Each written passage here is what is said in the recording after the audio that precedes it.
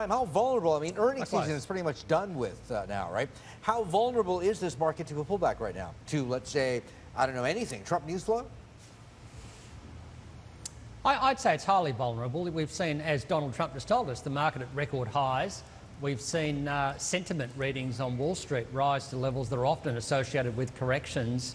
And I guess you could also argue that February is often known for a bit of volatility, a bit more volatility after that strength you get through December and January. So I think there's certainly vulnerability there to a correction. But when you're talking about correction, I'm talking about something maximum 5% pullback, not a 10 to 20% slump. I think the underlying reality globally is that business conditions are in good shape. We've seen profits rise. You've still got an environment of very low interest rates. And I think that fundamental background is very supportive of markets. So therefore, I'm only talking about a correction here, not a pullback.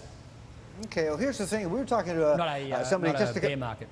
Okay, not a bear market, all right. But we were talking to somebody just a couple of minutes ago who was saying that with the prospect of higher rates on the horizon, how high, how fast, I mean, who knows, right?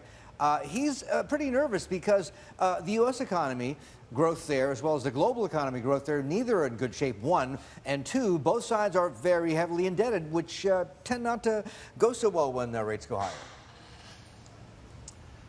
Yeah, I don't know about either of those things. I think in terms of the inflation story, yes, it is picking up, but it's mainly the surge in the oil price which has given us that pick up. If that doesn't continue, and there's a bit of tracking sideways, I think, going on at the moment, I don't see inflation going up a hell of a long way from here. In terms of the economy, I mean, the argument that the US economy is not doing so well, I think, is fallacious. If you look at overnight, for example, we saw that survey from the Philadelphia Fed of the Philadelphia region manufacturers. It's at the highest level since 1984.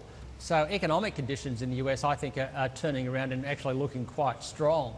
And likewise, similar story globally. And in the rest of the world, you don't have, in any case, a tightening in monetary policy like you've got going on in the US.